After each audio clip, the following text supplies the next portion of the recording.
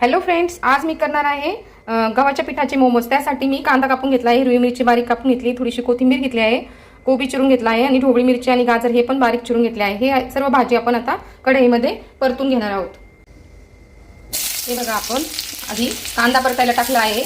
कांदा परतून झाल्यावर यात ढोबळी मिरची, गाजर, कोबी हे सर्व टाकून परतून घेणार आहोत। मिरी पावडर टाकली आहे अर्धा चमचा आपण आलं लसूण पेस्ट टाकणार आहोत आणि अर्धा चमचा चवीपुरते मीठ टाकणार आहोत।